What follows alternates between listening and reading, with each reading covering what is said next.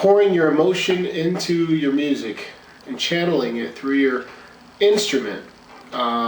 This topic comes from Chris, a viewer of my channel, my videos. So Chris, this one goes out for you. You know, it's a really tough one to talk about, to explain, and to try to really capture how to do that. But I'm going to attempt to just talk about it for a little while.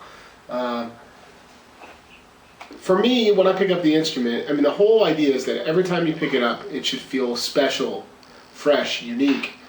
You should have a connection with your music and your instrument so that when you play, there's meaning behind it and it comes out. That emotion is coming out through your instrument and through your playing.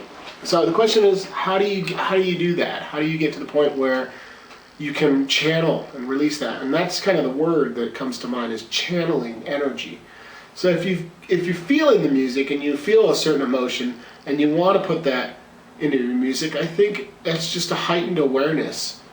So that as you put that, in the case of the harmonica, as you put the instrument to your lips and begin to blow or draw or play a bend or whatever you're doing that you start with, there's an immediate connection to those notes and to the sound that comes out.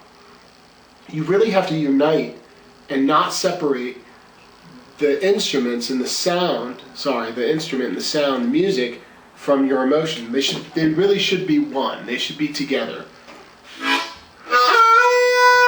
So when I go and play a note, I'm immediately channeling the energy that I have inside and the feeling that it gives me to play that note, and really try to unite those two together right off the bat.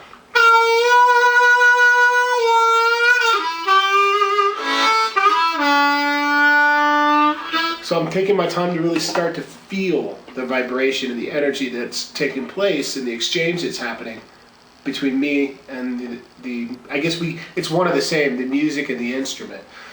It's an elusive topic, but the more you try to really just close your eyes and focus on the feeling and not so much the notes and all that kind of stuff, I think that you'll really start to get to the point where you can turn it on and off like a light switch. I had an extremely emotional, turbulent childhood. When I say extremely, I mean at the time it was extreme. I think I've talked about this once before, but I grew up with a lot of physical pain. I had ailments going on that I couldn't express to anybody how it made me feel. I just had a lot of pain often. And because of that, I was probably not so fun to be around, and but it's like now I have the opportunity to release some of that emotion, and I can certainly communicate it, but the instrument does a better job of capturing how I feel. So when you pick it up and you're about to play, I think you really have to go into that zone of what I'm playing, how can I really get inside of those notes and feel the energy, the physical part of it, the vibrations, and just tap into it and unite the two together. Because otherwise it becomes distant, mechanical, and we're not really doing the music justice, because it certainly isn't really music without the emotion behind it. So that's a little bit of a ramble for you, but that's kind of my best explanation. And I'll say this one more thing.